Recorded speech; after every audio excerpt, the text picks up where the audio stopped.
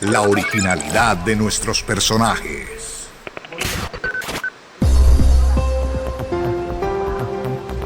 Mucha atención, Sureños de Bolívar, redacción El Original. Bueno, tenemos la noticia especial. Nicolás Rodríguez Bautista, del Estado Mayor del Ejército de Liberación Nacional, está hoy con nosotros, hablándole a todos los campesinos, pescadores, a todos los actores armados que nos escuchan en el sector del sur del departamento de Bolívar, en el Magdalena Medio colombiano. Ahí estará la noticia. Bueno, en pocos minutos Nicolás Rodríguez Bautista Gavino, mientras miembro del Comando Central del ELN, hablará con el periodista en zona de alto riesgo David Torres Ruiz sobre los balances del proceso de paz. Hoy miércoles 1 de noviembre del presente anuario a las 5:40 a través del noticiero El Original, principales noticias del Magdalena Medio, que se transmite por la frecuencia 100.0 FM, emisora La Cimiteña, para los oyentes del sur de Bolívar, sur del Cesar, norte y sur de Santander, toda la franja del Valle del Magdalena Medio. Aquí lo tenemos en vivo y en directo. Buenos días, Nicolás. Mucho gusto a usted y a la audiencia en todo ese hermoso territorio de nuestro país. Para todos, un abrazo fraterno y con mucha disposición de compartir este rato con todas y con todos aspectos que nos interesan de la actualidad y de la vida política de nuestro país. Un abrazo. Nicolás, su nombre ha rondado mucho tiempo en el sur del departamento de Bolívar, incluso desde la época de los hermanos de Fabio Vázquez Castaño, quienes entraron al sur del departamento de Bolívar, y esa historia comenzó a propagarse en todo, lo mismo que el padre Pérez. Es una historia, pero la gente quiere saber quién es realmente ese hombre que todo el mundo ha conocido a través de las noticias, Nicolás Rodríguez Bautista, conocido como Gavino, aunque de pronto ya esa connotación no es muy aceptada en nuestra sociedad, todo el mundo lo conoce por ese nombre.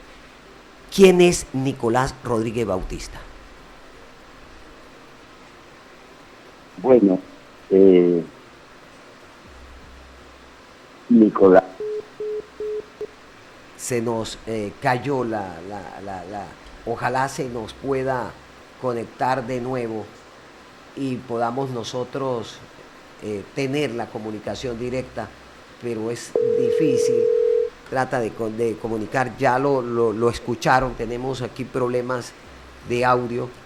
Nicolás, ojalá se nos quede en un solo sitio porque tenemos problema de conectividad. Cuénteme, ¿quién es Nicolás Rodríguez Bautista? Bueno, yo soy una persona de origen campesino, nacido por allá en los años de 1950, cuando apenas estaba terminando el periodo, o mejor, habían acabado de asesinar al líder popular Jorge Eliezer Gaitán, y 10 años después de ese acontecimiento, nace el Ejército de Liberación Nacional y me incorporo a la lucha guerrillera. En esa región donde yo me incorporo fue muchas veredas de San Vicente de Chucurí, Barranca Bermeja. Fueron luchas intensas en la época de la violencia. Fueron regiones gaitanistas y todo eso dejó un acumulado de lucha popular que luego el Ejército de Liberación Nacional al nacer lo recoge y lo desarrolla.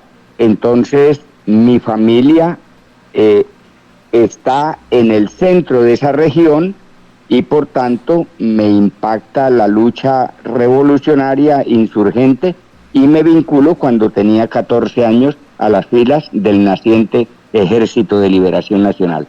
O sea, usted le está hablando a la gente de su territorio, casi usted de este territorio, del territorio del Magdalena Medio.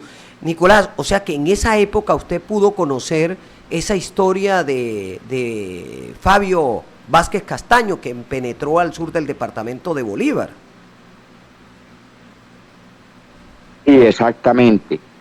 En ese tiempo, el sur de Bolívar era una inmensa región que apenas se estaba desarrollando. Realmente la colonización estaba muy cerca del río Magdalena, la minería era demasiado escasa, y lo que se conocía en el sur de Bolívar eran las áreas sobre todo de las regiones cercanas al río Magdalena, San Pablo, Santa Rosa, Simití, Río Viejo, Puerto Wilches, pero las áreas de la alta cordillera de la San Lucas realmente eran selvas inexploradas. Algún tiempo atrás habían habido empresas madereras, pero realmente la población estaba muy cerca al río Magdalena, y fue en ese tiempo donde el Ejército de Liberación Nacional llegó a las áreas de San Pablo y Santa Rosa del sur de Bolívar. Históricamente Santa Rosa pertenecía al municipio de Simití, que es el municipio más antiguo, al que usted le está hablando. De aquí estamos irradiando toda la señal hacia Puerto Wilches, Santander, que también ya hemos tenido noticias, la gente está recibiendo la información suya, nos están mandando los mensajes, Nicolás, y nos hacen la primera pregunta. Comandante, ¿cómo cree usted que está dadas las condiciones para la firma de paz con el gobierno nacional? Que vamos a comenzar a hablar un poco de esa historia retrospectivamente y del presente. ¿Cómo va el proceso de paz con el Ejército de Liberación Nacional?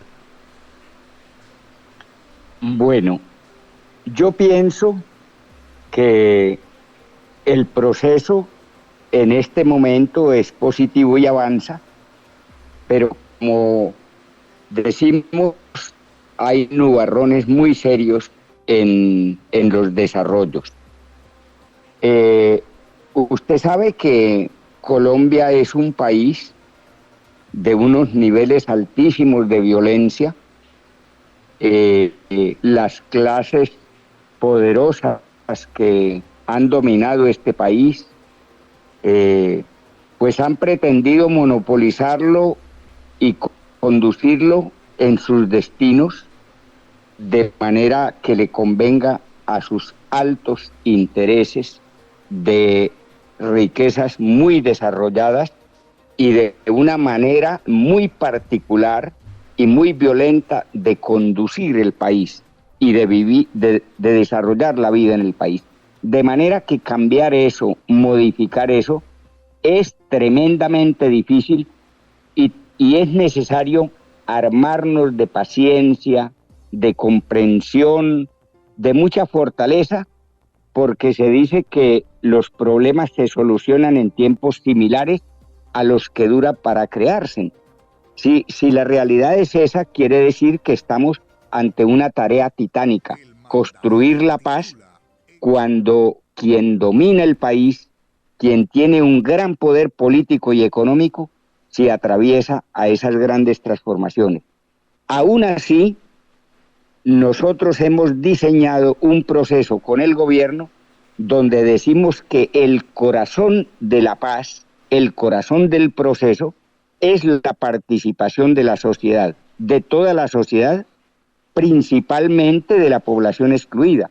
De manera que si se participa, se moviliza y se organiza el pueblo alrededor de sus necesidades, de lo que considera que debe ser el presente y el futuro, estoy convencido que tenemos la fortaleza de avanzar con fuerza y de desarrollar las perspectivas y la visión que tiene la gente de lo que cree que debe ser esta Colombia hoy.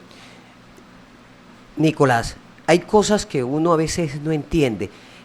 Nosotros vivimos en una zona de un territorio donde fue dominado todo el tiempo, desde la época de Samuelito, fue dominado por el Ejército de Liberación, y veíamos que fue muy esquiva ese acercamiento con el gobierno. ¿Será que el gobierno Petro, por ser un presidente, es guerrillero y ha tenido todo ese poder para convencer al Ejército de Liberación que se sentara a dialogar con el Estado colombiano y sobre todo darle ese espaldarazo a la comunidad de Colombia y decirle sí queremos dialogar? A ver, El Ejército de Liberación Nacional comenzó en sus esfuerzos por desarrollar un proceso de paz, comenzando la década del 90 con el presidente César Gaviria Trujillo.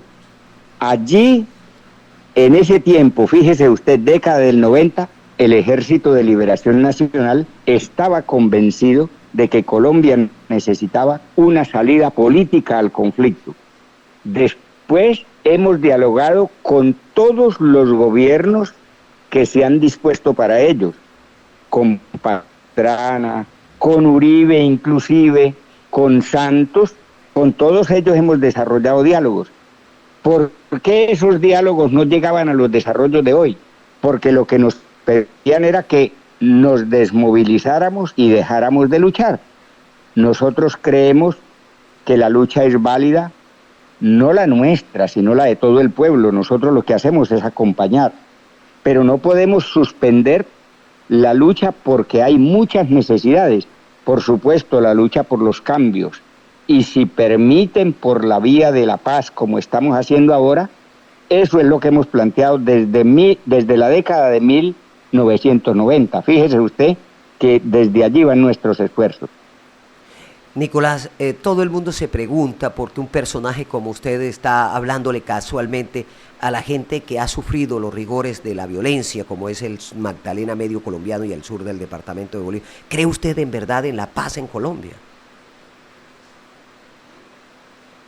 Desde que yo me incorporé a la guerrilla, hace ya casi 60 años, me incorporé porque soñaba con un país de justicia social, soñaba con un país de equidad social y con un país donde fuéramos hermanos, amigos, compañeros y trabajáramos por el bien, por la prosperidad, no solo de nuestro país, sino de todos los países del mundo, porque desde entonces entendía que teníamos derecho, como planteó Bolívar, a una gran nación, a la justicia social, a una convivencia, a una fraternidad, y en ese sentido me educaron mis padres y me incorporé a la lucha con esa convicción. Ya en la lucha se me arraigaron esas convicciones junto a mis compañeros y mi lucha ha sido por la paz. Lo que pasa es que hay que examinar la historia de cuál ha sido la actitud de los contrarios, porque ellos han querido la violencia, ellos han sembrado la violencia. El pueblo ha hecho es responder, desde cuando Bolívar, desde cuando Jorge Eliezer Gaitán, más atrás, desde cuando los comuneros. Ha sido una lucha por la justicia y nosotros somos continuadores de esa lucha y de esa perspectiva. Por eso, bienvenida siempre la paz, pero con justicia y con bienestar para la población, no la paz de los sepulcros. Nicolás, pero ahí en el fondo del alma, voces que le gritan a la gente, que le hablan y que le dicen en el corrillo diario, le dicen que es tiempo de paz. ¿Está usted de acuerdo con eso?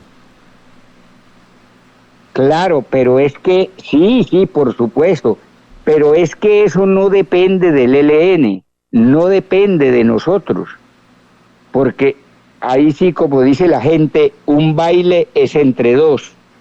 La armonía, la melodía tiene que bailarse entre dos. Y entonces la pregunta mía y la nuestra en el ELN es, ¿cuál es la disposición de los contrarios, de los que tienen el poder, de las grandes oligarquías de este país? Mire el reguero de muertos de líderes sociales. ¿Por qué van a asesinar a una persona que está luchando en su comunidad? Mire lo que pasó en el sur de Bolívar, mire lo que pasa en Barranca Bermeja. No solo en estos últimos tiempos, sino mucho antes, en los tiempos de la violencia. Entonces, la paz se consigue cuando quienes luchan, cuando quienes se contradicen, cuando quienes están en orillas opuestas, se acercan, hacen un plan, se disponen a una perspectiva nueva y la desarrollan. Nosotros vemos y tenemos muchas preocupaciones porque no vemos eso, en los grandes poderes económicos. Incluso mire, cosas tan sencillas como las reformas que quiere el presidente Petro, ni siquiera se las dejan. ¿Cómo no va a ser justa una reforma a la salud y todas las otras que el presidente plantea? Entonces vemos mucha mezquindad y por supuesto, por eso decimos, si el pueblo se organiza y se moviliza, la paz es posible, pero si dejamos solamente a la voluntad de los contrarios, es muy difícil y en eso no nos podemos llamar a engaños. Se necesita la fuerza organizada del pueblo, de las grandes mayorías, para que presionen una salida política a este conflicto que ya debe ser superado. En diálogos anteriores de los procesos de paz que hablaba con la FARC, ellos se centraban mucho en la reforma agraria. Usted hoy habla de la reforma a la salud. Nosotros en nuestras investigaciones que hemos hecho nos parece ser que la reforma agraria es la base fundamental de toda una revolución aquí en Colombia y en Latinoamérica frente a resolver ese problema de tierras que tiene hoy. Mañana estaremos hablando con el subdirector de tierras por ese problema de Puerto Wilches y Barranca Bermeja, porque casualmente nos llamó anoche diciendo: David, queremos hablar en tu noticiero porque es el que nos interesa, es el que escucha a la gente. Le llaman el Al Jazeera, Nicolás, porque es el que escucha la guerrilla del ELN, escucha la FARC, escuchan todos los grupos del GAO, también los de extrema izquierda como los paramilitares, que en este momento están pegados al radio y que nosotros ya sabemos. ¿Cree usted que ha valido la pena tantos años de lucha por una causa que tal vez ya se olvidó? ¿O usted sigue ahí de pie soñando en esa paz duradera y que tienen que compartir este país con gente que de pronto no comparte los ideales suyos? A ver, mire, lo primero sobre la reforma agraria. Por supuesto que es la más profunda, la más necesaria y la más urgente. Más del 90% de las tierras fértiles están en manos de grandes terratenientes, buena parte de esa tierra es improductiva y hay millones de campesinos sin tierra deseosos de tenerla para ponerla a producir y a servir para las comunidades, para el país, para la nación. Entonces, esa mezquindad, comenzando por la tierra, es lo que ha obligado a los campesinos a movilizarse y a tomarse las tierras. Precisamente cuando el ELN nace en medio de una lucha muy fuerte de la población por las tierras. En todo ese valle del río Magdalena donde están ustedes, eran precisamente las luchas por la tierra lo esencial y todavía sigue ese problema. Es que eso es lo más complicado, que mire que son más de 50 años y la lucha siguen las tomas de tierra. Y sigue la represión, siguen los muertos, siguen los asesinatos. Entonces, la paz son cambios, son transformaciones. Lo que quiere decir paz es que la situación de violencia se supere y llegue un estado donde se pueda trabajar, convivir en comunidad. Eso es sencillamente lo que queremos. El día que eso no sea necesario porque llegó la paz, pues las luchas se acaban porque no hay necesidad de hacerlas. Si yo quiero la tierra, yo quiero la tierra.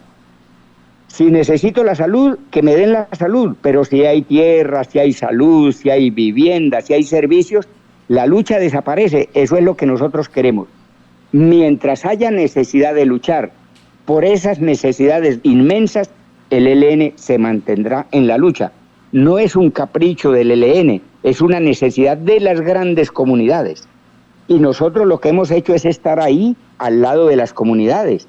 Por eso estuvimos y hemos estado en el sur de Bolívar, en el Catatumbo, en Arauca, en el Cauca, y la lucha sigue. ¿Qué pasa si el ELN deja de luchar? Otras generaciones con nuevos nombres, con nuevas guerrillas aparecerán, como ha pasado en las regiones donde las otras guerrillas se desmovilizaron, que otros armados y desgraciadamente, no para bien necesariamente, aparecen y la lucha continúa porque las necesidades continúan. Entonces, es luchar para que desaparezcan las grandes necesidades, lo que permite que los países cambien. Hay una canción de Mercedes Sosa, La vida no vale nada, dice ella. ¿Qué tanto estima la vida usted, Nicolás, y ustedes en el Ejército de Liberación, que colocan en riesgo permanentemente su vida con lluvias, con sol, con persecución del ejército, con persecución de los grupos paramilitares? O sea, toda una vida de conflicto no cansa, Nicolás.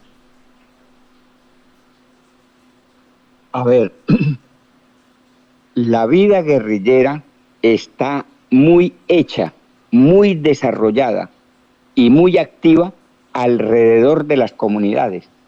La guerrilla está siempre en contacto estrecho con la población. Por eso se ha mantenido, por eso se desarrolla. Entonces nuestra vida ha estado al lado del campesino, al lado del trabajador, al lado del chofer, al lado del carpintero, al lado del ama de casa, al lado del sacerdote, al lado del pescador. Y ahí hemos estado, cerca a los estudiantes en las ciudades, en las barriadas populares y en las regiones campesinas, compartiendo con ellos. Yo digo una cosa, el ELN se mantiene porque ha recibido el claro apoyo de la población. Sin el respaldo de la población no puede existir una guerrilla. Nosotros le debemos nuestra existencia y nuestra vida a la población. Lo que pasa es que el que salga a decir que apoya a la guerrilla lo asesinan. Si asesinan a un presidente de una junta de acción comunal o a alguien que reclama su tierra, la que le han robado, y lo asesinan, pues nadie puede hablar de esto. Pero si la gente pudiera hablar, la gente de las regiones podría decirlo, pero eso es un pecado. No se puede llorar a los muertos, no se puede enterrar a los muertos insurgentes, no se puede reclamar a la gente del pueblo, porque entonces la consideran el enemigo interno y la asesinan. Desgraciadamente, aunque hoy el gobierno quiera cambio, mire quién se resiste a los cambios, quién impide las reformas. Entonces, yo repito, nuestra vida ha sido al lado de las comunidades, es al lado de las comunidades, y aún en esta distancia donde yo me encuentro, tengo el corazón junto a ustedes y junto a las comunidades, y así continuaré. Por eso no me canso, no pierdo la alegría, no pierdo el optimismo, y cuando vea que hay justicia social, llegará el momento de la paz y todos tendremos paz. Pero no se trata solamente de dejar la lucha, se trata de luchar para que haya justicia social. Eso es lo esencial y ese es mi mensaje. Sí, Nicolás, definitivamente todo el mundo esto está atiborrado, nos están llamando todos y hay gente que envía preguntas. ¿Ustedes dimensionan el daño que le han ocasionado a la población en este conflicto armado que ha vivido? Por ejemplo, usted lo ha dicho, asesinan a un presidente de Junta de Acción Comunal porque de pronto simpatiza con el Ejército de Liberación Nacional, o algunas personas que militan en algunos pueblos o que sueñan diferente. ¿Ustedes han dimensionado ese daño que se le ha ocasionado a cientos de pueblos en ese sentido? Mire, un sabio decía que una guerra es un monstruo de matanzas. Y eso es así, desgraciadamente. Todas las guerras son monstruos de matanzas. ¿Cuál es el problema? ¿O qué tengo yo que decir de eso? A nosotros, al pueblo colombiano, le declararon la guerra porque quiere justicia social. Por cómo terminó Bolívar en los años en que luchó. Desterrado, enfermo, porque lo persiguieron porque quería un sueño, la gran nación latinoamericana. Y desde Estados Unidos y desde la oligarquía criolla lo persiguieron y lo asesinaron. Hay muchas versiones de su muerte, pero no se trata de eso. Lo que queremos es decir de por qué la guerra. ¿Quién le hizo la guerra a Bolívar? Bolívar, ¿qué fue lo que hizo? Desarrollar una lucha para liberar un país. Y liberó con el pueblo, con los de a pie, con los descalzos, con los harapientos 5 repúblicas. ¿Quién impuso después la guerra y quién nos trajo hasta aquí? La otra clase, sus contrarios. ¿Qué pasó antes con José Antonio Galán?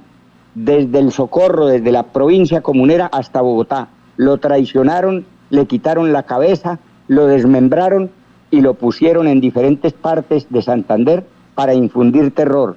¿Qué pasó con Jorge Eliezer Gaitán? ¿Por qué lo asesinaron? ¿Qué quería Jorge Eliezer Gaitán? La justicia para el país. Y mire que esa es la lucha, esas son las guerras. Nos han declarado la guerra. Nosotros sencillamente lo que hemos hecho es responder.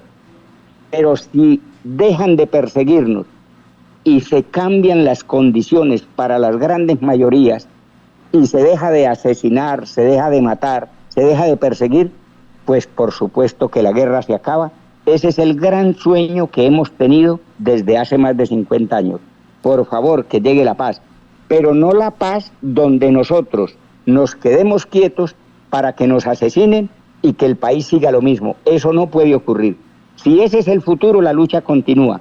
Pero si los que tienen el poder se disponen a compartir las grandes riquezas que se han acumulado con el trabajo honrado de los campesinos, vivos y muertos, cuando desaparezca la persecución y la violencia de los de arriba, seguramente que en Colombia tendremos una paz definitiva y eso es lo que buscamos y por eso es que luchamos. Entonces, nos duelen mucho los dolores, las angustias, los huérfanos.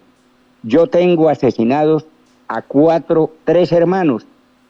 Me los asesinaron solamente porque son hermanos míos. Ninguno tenía que ver con la lucha. Mire cómo es de terrorífica la cosa. Pero precisamente por la justicia social estamos dispuestos a continuar y a seguir adelante. Raúl, usted dice tener 60 años en la guerrilla.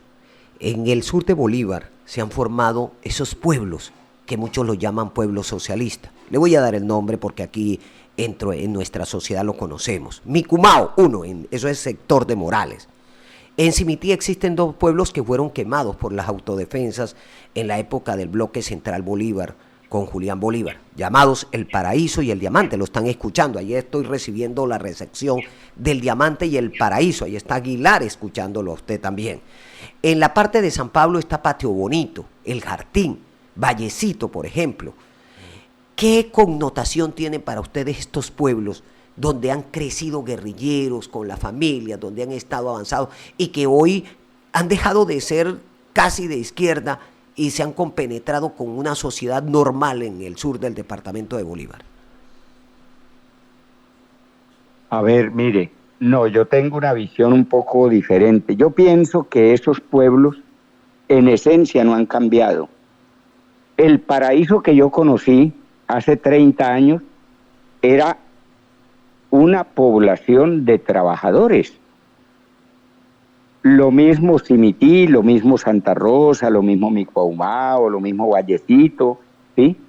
¿Qué pasó? Que la gente estaba organizada. ¿Para qué se organizó la población y nosotros estábamos allí?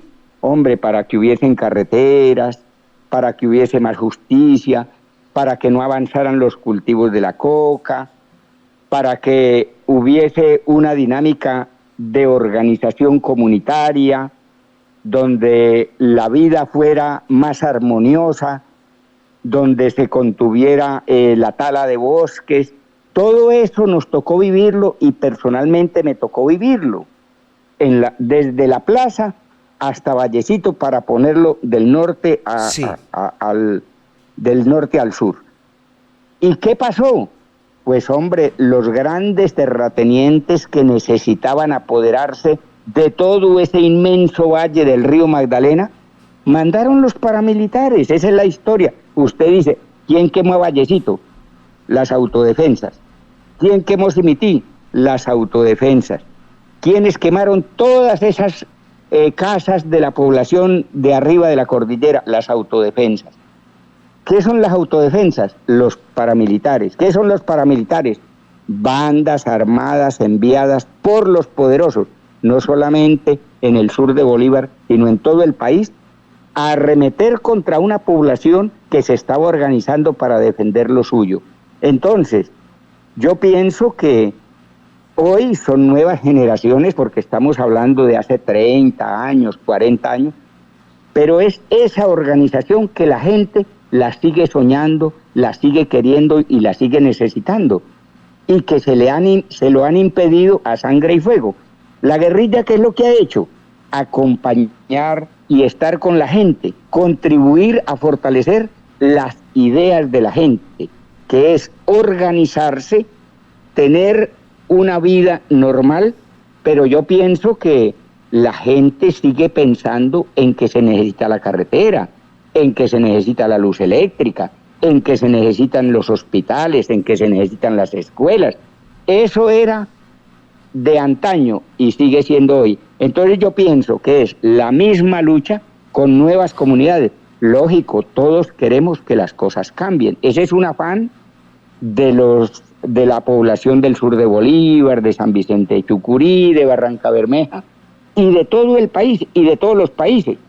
Mire, con muchísimo dolor hay que decir, mire el dolor hoy de Palestina, mire la masacre de inocentes y de niños solo por ser palestinos y querer un territorio. Eso ha pasado dolorosamente en el país. ¿Qué quiere la gente en el campo?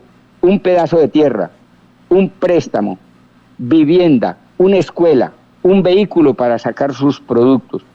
Pero entonces, como no hay nada de eso, la gente la obligaron a sembrar la coca. Y después de que sembró la coca, llegan a masacrarla porque son narcotraficantes. Mire usted cómo es la vida. Pero esa es la historia.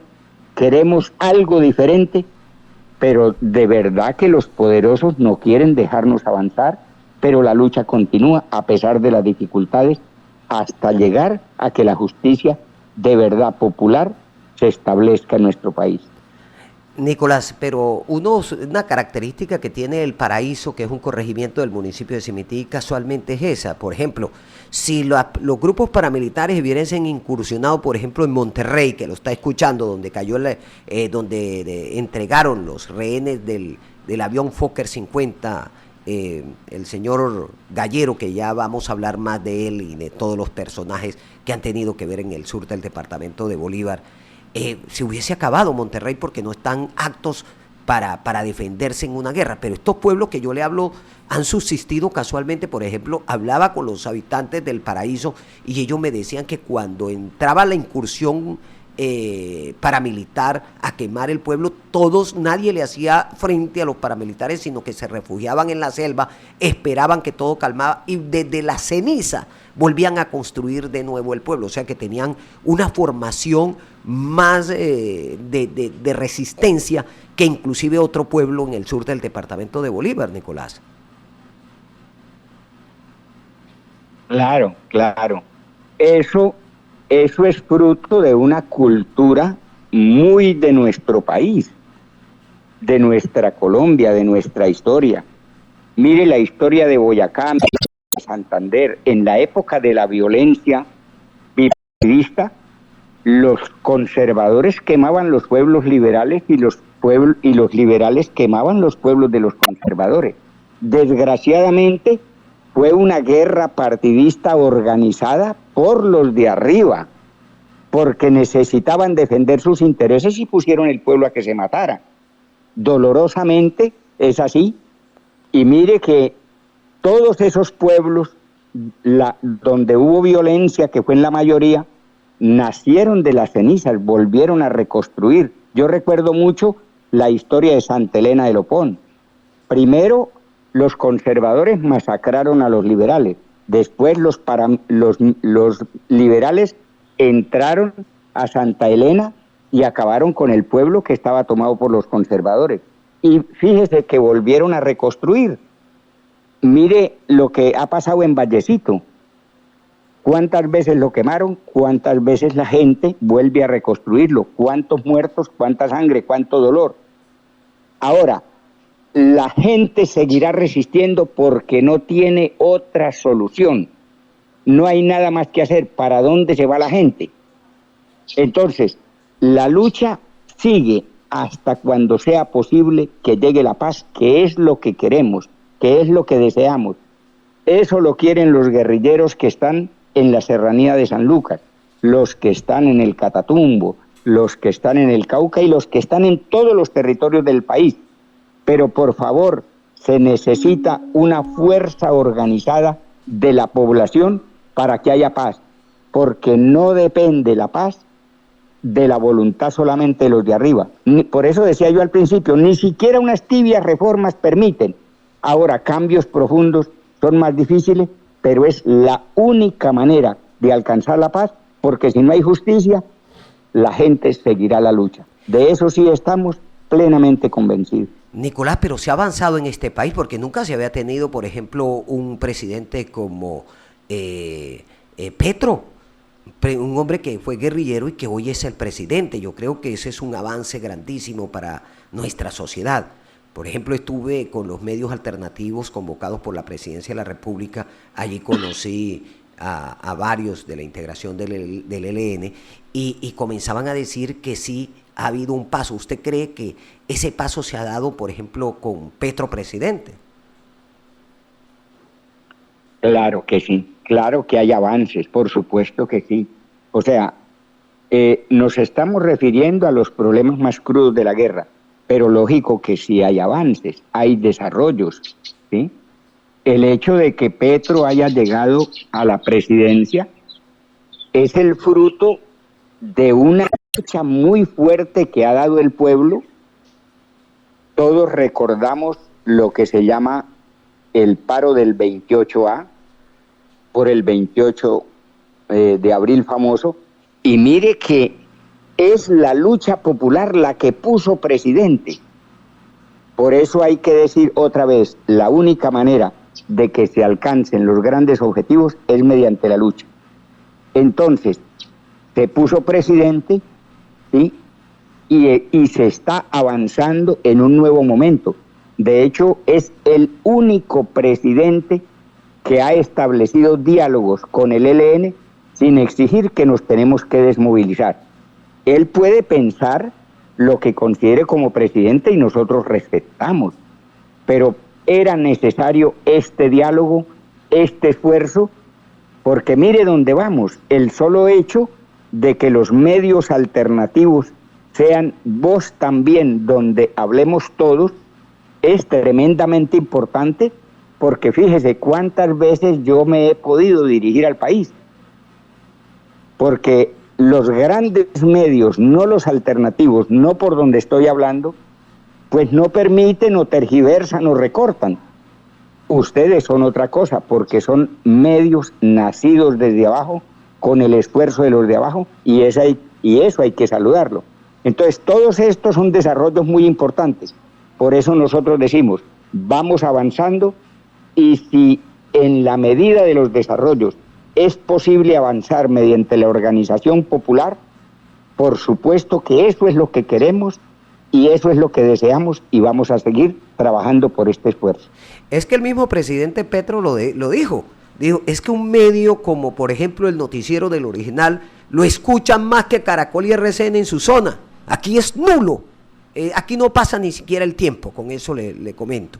O sea, la gente está enfocada en un medio como nosotros, porque no es el hecho de que seamos alternativos, sino es el hecho de que aquí ha hablado todo el mundo, porque aquí respetamos la forma como se debe hablar. Yo le voy a hacer una pregunta además de lo que usted piensa del sur del departamento de Bolívar. Quiero hablarle del cura Pérez. Qué sensibilidad. Recuerdo tanto que donde la señora Anadelia vivía, tenía una mujer en la calle San Miguel muy cerca a la casa cural, exactamente a la iglesia católica de Cimití, y ahí se reunió el cura Pérez, se reunió el cura Laín, se reunió otro cura que no recuerdo el nombre, y también el padre, un padre que hoy tiene hasta el nombre del colegio Gutiérrez Manjoc.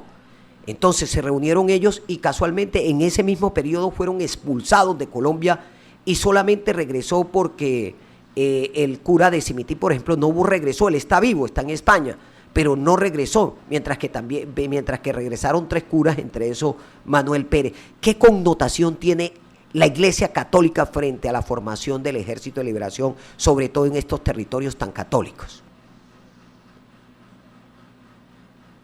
Bueno, el auténtico cristiano, decía Camilo Torres, el auténtico cristiano es un luchador. Y dijo Camilo, para los cristianos la revolución no es solo permitida, sino obligatoria. Fíjese, eso lo dijo Camilo Torres en 1962. Lo que hizo el comandante y sacerdote también, Manuel Pérez Martínez, fue caminar tras las huellas de Camilo. Así nos lo dijo a los guerrilleros que estábamos en el Magdalena Medio, cerca a Casabe, cuando él se incorporó a las filas del ELN en 1969. Colombia es un país de cristianos, de creyentes. Todos tenemos ideas que hay que entender, valorar y respetar. Precisamente parte de la justicia es que se nos permita soñar, tener creencias y que seamos escuchados y respetados, no para avasallar a nadie, sino para tener nuestra espiritualidad. Eso es muy importante lo que usted dice. Colombia es un país de gente creyente y precisamente una característica del ELN fue que los sacerdotes que llegaron a la guerrilla como Camilo, como Manuel, como Domingo Laín, como José Antonio Jiménez Comín, como otra cantidad de sacerdotes, encontraron en el ELN una organización revolucionaria que respetaba las creencias, quería a la comunidad y luchaba por ella. Entonces, por eso se incorporaron a las filas del ELN y Manuel Pérez Martínez, siendo que llegó de España en 1969, encontró en el ELN un espacio de respeto, de aceptación y de lucha, y él se convierte en la década de los 80 en el primer comandante del Ejército de Liberación Nacional y murió de una enfermedad en el hígado en 1998. Toda esa región del sur de Bolívar lo conoce. Arenales, Micuaumao, La Honda, Simití, Santa Rosa, porque incluso hacía misas con los campesinos y es muy bonita esa anécdota que usted me cuenta y como esa hay muchas y muchas. ¿Quién persiguió a Manuel Pérez? ¿Quién mató a Camilo? Precisamente a propósito de la necesidad y de la justeza de la lucha. Son preguntas que hay que dejar en el ambiente para que la gente las analice. Nicolás, pero aún así, sí, con Camilo seguimos y la lucha continúa. ¿No se logró rescatar el cadáver que presuntamente estaba en la quinta brigada del cura Camilo Torres? No, eso fue un fiasco. Nosotros creemos que al presidente Santos lo engañaron diciéndole dónde estaba. Ese secreto se lo llevó el general Álvaro Valencia Tovar y todavía hay que seguir reclamando el cadáver de Camilo. Pero no solo el de Camilo, el de los hermanos Manuel y Antonio Vázquez y todos los compañeros que cayeron en Anorí, también están desaparecidos. Y si nos ponemos a hacer la lista, le tengo que hacer la lista de todos los que cayeron antes del presidente Santos, porque todos esos cadáveres de nuestros compañeros están desaparecidos, la inmensa mayoría. En la década de los años 60 existió un médico llegado de Buenos Aires, natural de Simití, Jaime Sobrino Barba, que fue el que inventó en esta zona el derecho a la neutralidad y la imparcialidad en los hospitales. Él fue el que atendió a los hermanos Castaños en el primer hospital regional que hubo en el municipio, en el sur del departamento de Bolívar, llamado el hospital... bueno, ahora se me olvida el nombre, pero lo que le quiero decir es qué connotación tiene Camilo Torres, sobre todo cuando era un cura llegado de Bélgica, de un estrato alto en Bogotá, y lo ponen a combatir. Yo creo que fue un error del Ejército de Liberación Nacional, es como ponerlo a usted en este momento allá en Minagato, en ese sector donde hay combates con los paramilitares que han cambiado esa connotación que nosotros vemos ahora de los combates entre la guerrilla del ELN y de las disidencias contra los paramilitares. Pues nunca se había dado en el sur del departamento de Bolívar. Creo que fue un error colocar al padre Camilo Torres, que todo era un ícono, era un tipo intelectual para ser combatiente directamente. ¿No cree usted, Nicolás? Bueno, esa pregunta me la han hecho muchas veces. Yo he dicho lo siguiente, mire, lo primero, tenemos que trasladarnos a aquel momento. O sea, lo que se llama ir al contexto, porque si no hacemos eso, seguramente nos equivocamos. En ese momento, ningún hombre en el ELN tenía experiencia, ni Fabio Vázquez, ni Manuel Vázquez, ni Luis José Solano Sepúlveda, ni ninguno de los que participamos en ese combate de Patio Cemento, el 15 de febrero de 1966, teníamos experiencia. Todos fuimos sin experiencia porque no habíamos combatido. Pero además, Camilo nos reiteró que llegaba a la guerrilla a aprender a ser un guerrillero. Él quería ser un guerrillero porque su sueño era irse para los llanos orientales a luchar con los guerrilleros llaneros herederos de Simón Bolívar que se cruzaron el páramo de Pisba. Esos eran los sueños de Camilo entre su realismo y su romanticismo, porque todos somos realistas y románticos, todos tenemos sueños y después los convertimos en realidad. A veces los convertimos, a veces no, pero los sueños siguen. Entonces, en ese tiempo era imposible pensar que alguien de la guerrilla se excluyera. Allí participaron otros hombres muy importantes. El que abrió fuego contra la tropa en Patio Cemento fue el primer comandante, Fabio Vázquez Castaño, tampoco tenía experiencia. El jefe de protección muy cerca del grupo de protección, el grupo de contención de la tropa que venía, estaba nada más y nada menos que Manuel Vázquez Castaño, el intelectual que formó en lo urbano y en las universidades de Colombia los primeros militantes del ELN. Allí participó Hermídas Ruiz, un prestigioso médico y filósofo. Es que esa era la guerrilla, y el sueño de todo guerrillero era aprender a pelear para continuar la lucha, porque es otra manera de aprender para continuar y sobrevivir y ganar experiencia. De manera que pedir en ese momento que no participara Camilo era muy difícil. Nadie lo podía entender, era otro contexto y era otro momento. Ahora, visto con los ojos de hoy, no debía de haber participado ni Manuel, ni Fabio, ni Hermídas Ruiz, ni Camilo Torres, ni otros compañeros intelectuales que allí estuvieron.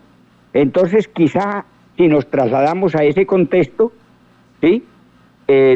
Hoy, con los desarrollos que tenemos, no vamos a llevar a los jefes al combate.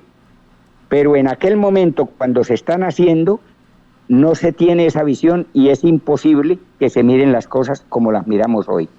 Nicolás, ¿el tiempo se ha convertido en el verdadero enemigo de ustedes?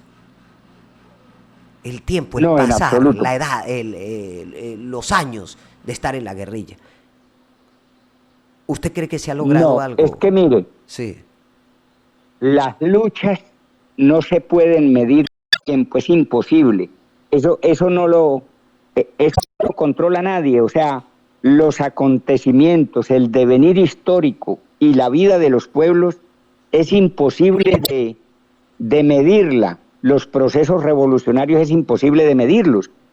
Las luchas populares son generacionales. Yo insisto en esto. ¿Quién comenzó la lucha en Colombia? Simón Bolívar. Por allá en Cartagena, en aquella base militar de Venezuela, la historia que todos conocemos. ¿Quién la continuó después? José Antonio Galán. ¿Quién en la guerra de los 1000 días y arrancando el siglo pasado? Uribe.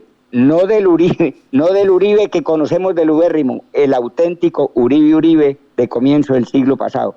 Y después aparece Jorge Eliezer Gaitán, un tremendo luchador popular, un hombre que encarnó el pensamiento popular y se lanzó a la lucha y lo asesinaron.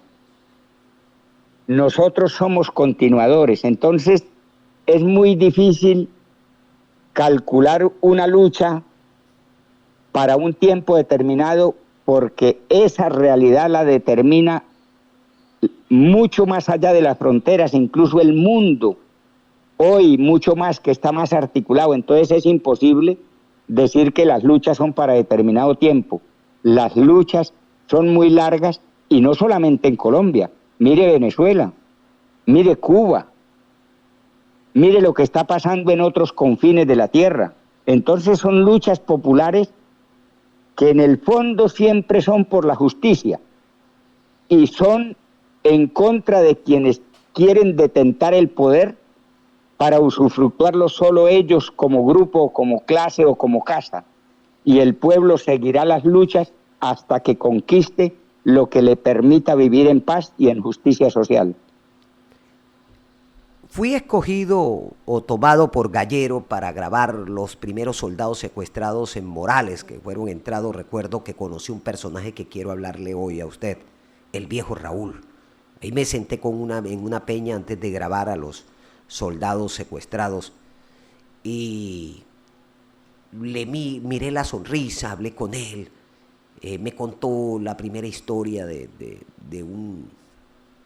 una persona que le entregó mucho dinero y no sabían qué hacer con dinero porque era un tiempo diferente. Le hago la pregunta, ¿quién es el viejo Raúl para usted? Yo conocí al viejo Raúl en 1968. Era un muchacho muy inquieto, muy querido por la población en el sur de Bolívar. Él era prácticamente un líder en aquel tiempo en esta región. Yo lo conocí en San Pablo. Y con él los comandantes Manuel Vázquez y Antonio Vázquez conversaron en el sur de Bolívar, en el área de San Pablo, y no conocí lo que se conversó con él, y él se volvió para la región de Coco y Coca, donde era oriundo. Después, con los años, yo duré varios tiempo, como 4 o 5 años que no lo volví a ver, y después nos encontramos ya él como un guerrillero destacado, como un guerrillero prestigioso, y pasaron los años, nos volvimos a separar, y ya en la década de los 90, comenzando la década de los 90, él, con el liderazgo que tenía en todas esas regiones, es el que organiza el Frente Luis José Solano Sepúlveda. Lo que yo pienso del viejo Raúl es el auténtico campesino que nunca se separa de su tierra, que nunca se separa de su comunidad, que le da todo a su gente, que le da todo a su pueblo hasta las últimas consecuencias. Y es uno de los grandes ejemplos de lo que tiene que ser un poblador, un dirigente y un auténtico guerrillero revolucionario, y eso es para nosotros el comandante Raúl. Óigame, hay un personaje bastante querido en el sur de Bolívar, pero querido más que todos ustedes juntos. Es Samuel. Usted usa jean. Mi querido Gavino, ¿usted usa jean? ¿Me repite? ¿Qué pantalón, qué clase de tela usa usted? Bueno, sí, yo uso a veces jean y a veces ropa común y corriente, pero sí uso jean. Sucede que en una entrevista con Samuel, mal de la gripa, le comento que Samuel Culpa. Samuel, no. Tranquilo. Sí, que no. Me dio la gripa, le cuento. Bueno, ahora sí retomo falta de agua. Samuel, en la entrevista me decía que él no usaba pantalones jean, ni veía películas americanas, ni tomaba Coca-Cola. ¿Usted cree ser un guerrillero como Samuel, de esos que no comparten nada la ideología de los Estados Unidos? Bueno, a ver, Samuelito, como le dijimos siempre y como le seguimos diciendo, Samuelito recibió los primeros mensajes de los cristianos revolucionarios en Cartagena que estaban conducidos por Manuel Pérez y Domingo Laín. Allí, de esos grupos cristianos de base que se llamaron y que crearon estos sacerdotes antes, como decía usted, de ser expulsados para España, de esos grupos nació Samuelito, un auténtico cristiano, un hombre profundamente humanista, un hombre de valores humanos y revolucionarios, como dice usted, que lo hacen ser uno de los hombres más queridos en el sur de Bolívar y después en otras regiones donde estuvimos, donde compartimos, ¿sí? Y fue ese auténtico guerrillero que nunca se separó, también como Raúl, de su pueblo, de sus comunidades, y comportó sus costumbres y se hizo al lado de la gente de a pie. Ese Samuelito. Y sí, pues esos eran momentos de altos niveles de ideológicos y políticos. Y sí, efectivamente, nunca le vi puesto un jean a Samuelito, ni nunca lo vi tomando Coca-Cola ni fumando cigarrillos Marlboro. Entonces sí, son maneras de entender una postura de dignidad que no necesariamente la tienen que hacer los demás, pero es una manera particular de vivir la mística y de vivir las convicciones de los revolucionarios. Y yo pienso que son valores de la gente porque tienen mucha autenticidad y quizá esa es un asunto de detalle que recordaremos siempre del comandante Samuelito. Sí, se hablaba mucho de que se robaba los carros llenos de leche y de pan para dárselo a los campesinos de las Auyamas, allí lo están escuchando, de la parte de Patapelada, de Santo Domingo, San Pablo y todo ese sector del sur del departamento de Bolívar. Hay otro personaje que quisiera hablar con usted y es de pronto el que más se le tenía un poquito de miedo. Yo estuve en su sepelio, a pesar de que estábamos en pandemia y que todo el mundo tenía que tener el rostro tapado por la cuestión del tapaboca. Nos atrevimos a ir al entierro de Gallero. Gallero participó en la entrega de los rehenes del avión Fokker 50. ¿Qué fue Gallero para usted y qué connotación tuvo el secuestro del avión Fokker 50 de Avianca? Bueno, mire, el viejo Raúl, Samuelito, Gallero y otros compañeros quizás con menos que llegaron posteriormente, pero también con mucho aprecio en ese sur de Bolívar, y yo sé que muchos de los viejos que me están escuchando lo recuerdan también, al compañero Marcos, a Familia, a la negra Yesenia y a muchos otros compañeros. Pero Gallero, yo conocí a Gallero cuando era ayudante de los camiones que entraban a sacar la madera a Cañabraval, ahí de San Pablo, y allí lo conocí. Allí tenía parte de su familia y allí conocí a Gallero. Igual que Samuelito, un hombre profundamente humilde. Ellos eran trabajaron juntos, compartieron juntos la vida guerrillera y se conocieron antes de incorporarse a la guerrilla. Gallero es otro personaje. Tengo escrita la manera como Gallero logró volarse de la cárcel de Picaleña, que es un documento que tengo para producir y que no he alcanzado a transcribir, que lo tengo en la voz de Gallero, cómo él logra volarse de Picaleña. Entonces Gallero es un muchacho inquieto, trabajador, que se acerca a la guerrilla, que estuvo en los colectivos de base, en los colectivos de estudio, muy despierto, muy capaz, se va levantando y se convierte en ese comandante querido y amado por la población y por la guerrilla, y sigue estando en el corazón, yo estoy seguro, de la gente del sur de Bolívar que lo conoció, pero también de Gamarra, de Aguachica, de todo ese río Magdalena, de Simití, de Santa Rosa, y los llevamos en el corazón los guerrilleros del Ejército de Liberación Nacional.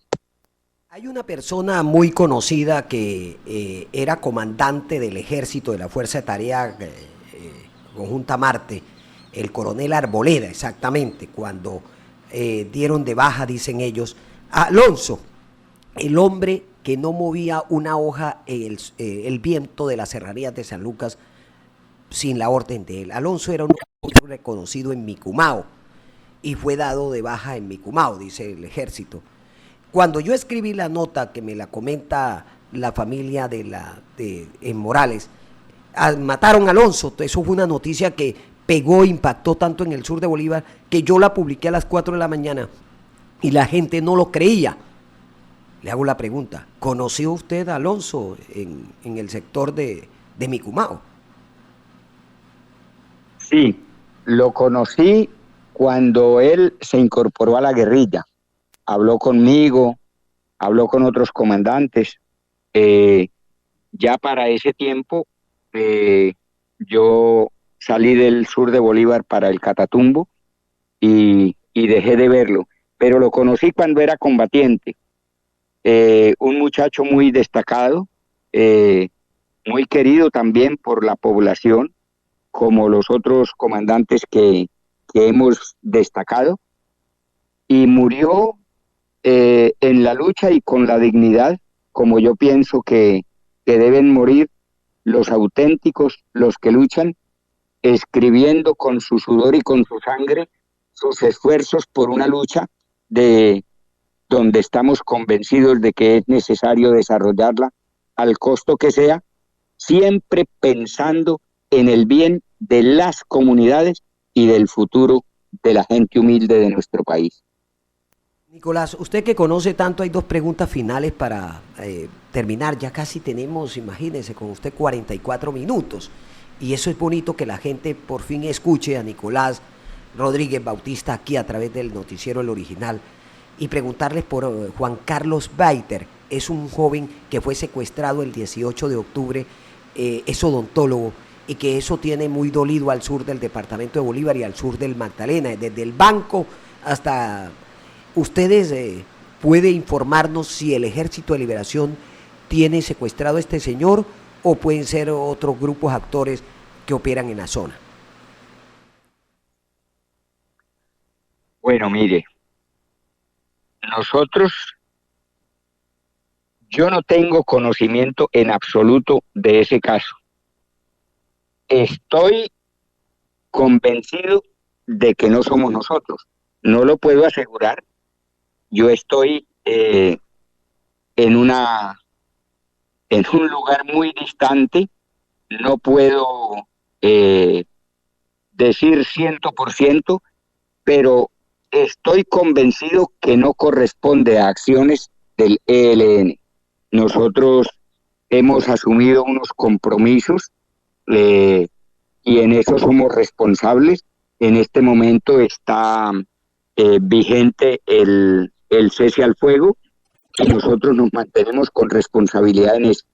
Conocemos que hay muchos actores, muchos grupos adjudicándose acciones que no las está haciendo el ELN. De manera permanente estamos haciendo denuncias y le puedo decir a la audiencia que no tengo absolutamente conocimiento de ese caso y por las características que usted me plantea, no tenemos nada que ver con eso. Bueno, mi querido Nicolás, acaban de Petro enviar a un periodista muy famoso de Cartagena a ser parte del reclutamiento de menores. Vamos a terminar con eso porque ayer era el Día de los Niños. Y ha dejado el ELN o ha tenido la política de reclutar menores de 14 años, o eso no va con ustedes. Bueno, mire, nosotros tenemos unos códigos, unas normas y unos estatutos y nos regimos, digamos, por convenios internacionales que definen que un menor de edad es el que tiene menos de 16 años. O sea, que después de 16 años las personas son mayores de edad. Ese es nuestro código y nuestro estatuto, nuestras normas de comportamiento que nos guían. O sea, no somos un grupo anárquico que hace y deshace y donde los comandantes definen las cosas, sino que nos regimos por criterios, por normas y por estatutos establecidos. Entonces, no es política del ELN incorporar personas menores de la edad establecida, que tengan más de 16 años. Ahora, siempre nos dicen, no, pero es que en Colombia es a los 18, ¿no? O sea, es que nosotros somos rebeldes y no nos regimos por la Constitución colombiana. Nos regimos como rebeldes por una Constitución propia que existe, probada en medio siglo de actividades. Pero nosotros ni vinculamos a nadie a la fuerza. No es cierto que lleguemos a obligar, comenzando porque sería un grave error incorporar un muchacho a la fuerza para que a los 2 o 3 días, como está llevado a la fuerza, pues se va de la guerrilla y se va resentido y se va a decir dónde está la guerrilla. Eso no le puede caber en la cabeza a nadie. Sin embargo, es la propaganda que hacen los grandes medios de comunicación y, por supuesto, la inteligencia militar. Entonces, no incorporamos menores de 14 años, ni de 12 años, ni de 15 años, porque eso lo prohíbe la Constitución nuestra, los reglamentos y las normas. Ahora bien, usted que es un periodista del terreno, que está allá en esa tierra de lucha, de bravía, ¿sí? Conoce realidades. Usted sabe que han habido muchos acontecimientos de grandes operativos antiguerrilleros del ejército y los paramilitares que han desplazado sectores de la población. Usted conoce lo que pasó en Vallecito, conoce lo que pasó en El Paraíso, lo que pasó en Monterrey, lo que pasó en todos los sectores en la Plaza mineros. de Micumao. Sí, en Plaza Micumao. Claro que sí. ¿Aló? Sí, lo estoy escuchando. Correcto. Bueno, sí, entonces, ¿qué pasa? Que en esas estampidas de la población, 30 campesinos, 50 campesinos, 200 campesinos, pues la gente se iba a buscar la guerrilla para que lo protegiera. Eso pasó en muchas ocasiones y esas son cosas poco conocidas, incluso por la gente que no vivió eso. Entonces, ¿qué pasa?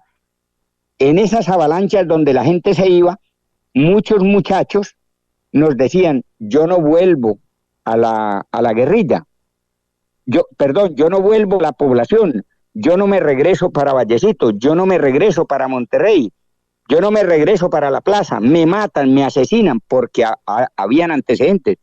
Entonces fueron niños incluso que nos tocó dejarlos en sitios internos, les hicimos escuelas internas arriba en la montaña y entonces se armó el gran escándalo de que los estábamos reclutando a la fuerza. Sus madres, sus padres y los familiares pueden dar testimonio de lo que ocurrió. Sencillamente queríamos proteger a la población y no solo a los niños, sino a los viejos. Entonces, en base a esas realidades se montaron matrices que no corresponden pero que son cosas que se han dado en el transcurso de la lucha. Pero efectivamente no tenemos como política reclutar menores. Bueno, eso sí ya está claro, que los niños no se tocan por ninguna parte. Pero le quiero hablar antes de terminar, de darle que le dé un mensaje a toda la comunidad del sur del departamento de Bolívar, al Magdalena Medio, a la gente de Santander, de Puerto Wilches que la está escuchando, Vijagual, Vadillo, todo ese sector lo escucha porque es el único medio que entra en esa zona y que somos el rating número 1. Allá no nos escuchan, ellos no escuchan sino el original, con eso le digo. Hablemos un poquito de un personaje que también hizo una emisora de un altoparlante. Se lo voy a presentar hoy. Se llama Avianca, le dicen Avianca, vive en Monterrey, ahí diagonal a la policía. Tuvo un hijo militar, un hijo también policía. Tuvo un hijo del ELN que murió en la toma guerrillera de 1997 en Morales, cuando iban desplazando la gente, murió ahí, y tuvo un hijo paramilitar. Su triste historia de Avianca, que hoy le hablo, es que uno de los hermanos de él lo obligaron a matar al hermano, que no lo pudo matar porque era su hermano, prefirió salirse y se formó un lío, no sé qué fue en qué terminó la muerte del otro hermano. Pero es para que se dé cuenta usted que nosotros vivimos en la cultura de la violencia, que todos pertenecemos a una familia donde se ha visto involucrado en una guerra que hace parte ya de lo cotidiano o de lo diario, del diario vivir de nosotros, los habitantes en el Magdalena Medio. ¿Qué le decimos ahora a los jóvenes que están apenas a la puerta? Seguro que usted quiere y anhela tanto la paz como cualquier colombiano, Nicolás. Exactamente. Lo más que queremos es la paz. Ese es un anhelo.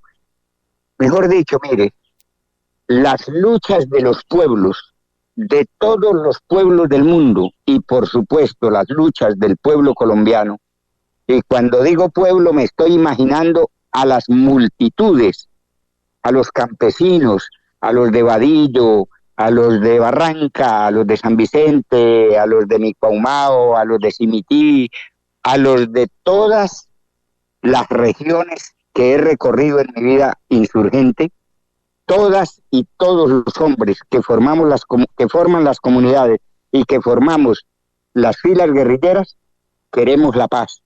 Y ese drama de Avianca que usted me cuenta, ¿sí?, es el drama que yo he conocido de otras familias del campo colombiano que tienen un hijo guerrillero. Mire, cuando yo me incorporé al ELN y mi hermano mayor estaba pagando el servicio militar en el batallón de Barranca Bermeja. Y yo me incorporaba al ELN y él estaba prestando el servicio militar. De manera que ese ha sido un drama terrible incluso para las madres. Imagínense, una madre que tiene un hijo en el ejército, otro hijo en los paramilitares, otro hijo en la guerrilla, ¿sí? Pues tremendos sentimientos encontrados, tremenda confusión, pero vuelvo a decir esto, desgraciadamente seguimos viviendo en una guerra que nos impusieron y que esa es la muestra de lo que le toca al pueblo, aceptar lo que le imponen, porque ninguna madre quiere que sus hijos se vayan a la guerra. Sin embargo, llegan las guerras porque las imponen desde arriba, por estrategias internacionales incluso, como está pasando ahorita en Palestina y como pasa también en nuestro país. Otros pensando en el petróleo, otros pensando en el litio, otros pensando en que es una región geoestratégica, le imponen la guerra a los pueblos, les importa un comino los miles de muertos, ellos siguen disfrutando del poder, del gran poder, y al pueblo lo sacrifican. Eso es lo que nos ha tocado, y por eso vuelvo y digo, aunque parezca cansón, es indispensable organizarnos y movilizarnos, sabernos querer y sabernos comprender, así estemos a kilómetros de distancia, saber que somos una sola fuerza popular de colombianas y colombianos que necesitamos un futuro mejor. Nicolás, muchas gracias por atendernos. Qué bonito hablar con usted y con un personaje de talla internacional como usted, que está a la par de cualquier presidente de la República, de cualquier personaje de la farándula, inclusive de la literatura.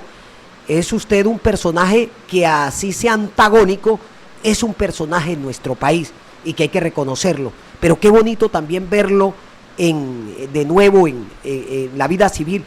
¿Cómo sería Nicolás en la vida civil? Me imagino yo, y le cuento, no vaya a cometer lo de un gran guerrillero de la FARC, que yo tuve el privilegio de conocerlo, que después de reinsertarse se fue otra vez al monte a luchar. ¿Usted estaría dispuesto de que ya deja las armas y se va y comienza una vida con todo el pueblo colombiano a disfrutar de los placeres que da, por ejemplo, la vida libre en estas ciudades como Bogotá, Medellín, Cali, Cartagena, donde usted pueda desplazarse o conocer nuevos mundos y nueva gente que de verdad piensa diferente a usted?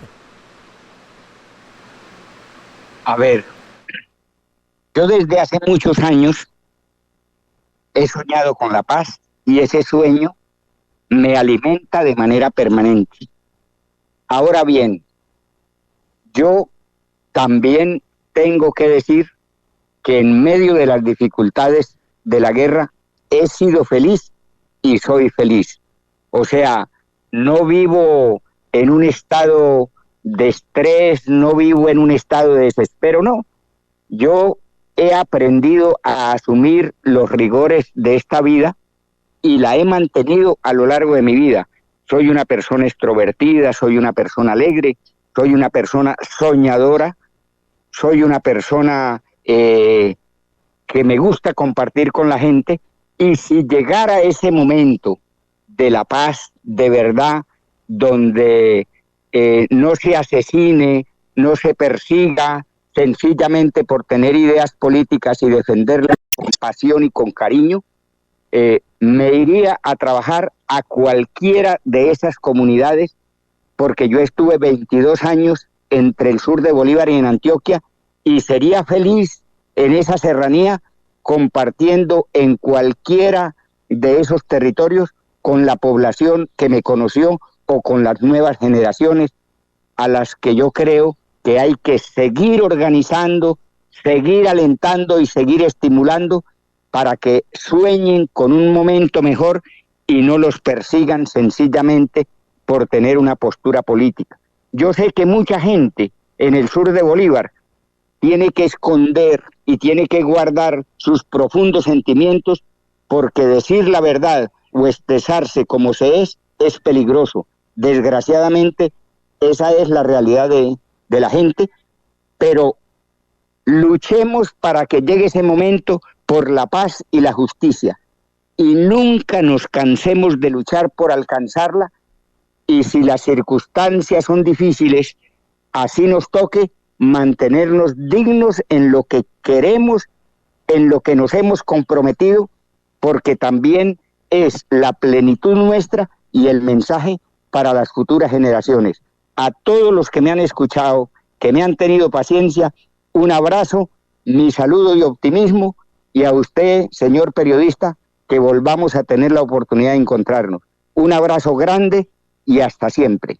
Gracias, Nicolás. Este es Nicolás Rodríguez Bautista, del Estado Mayor del Ejército de Liberación Nacional, un personaje tan grande como el presidente de la República.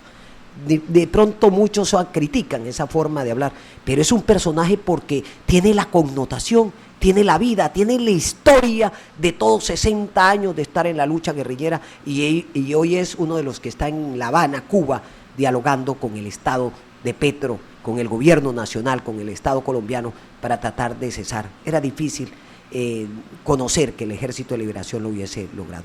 Nicolás Rodríguez Bautista, mil gracias por atendernos. A ustedes y hasta pronto. Hasta pronto, bendiciones. Ahí está Nicolás, bendiciones a él. Grandísima esto es para la historia, quedará grabado, quedará plasmado en la historia de todos nosotros, que el noticiero El Original, así como ha entrevistado a Álvaro Uribe, a Samper, a cualquiera, a la misma senadora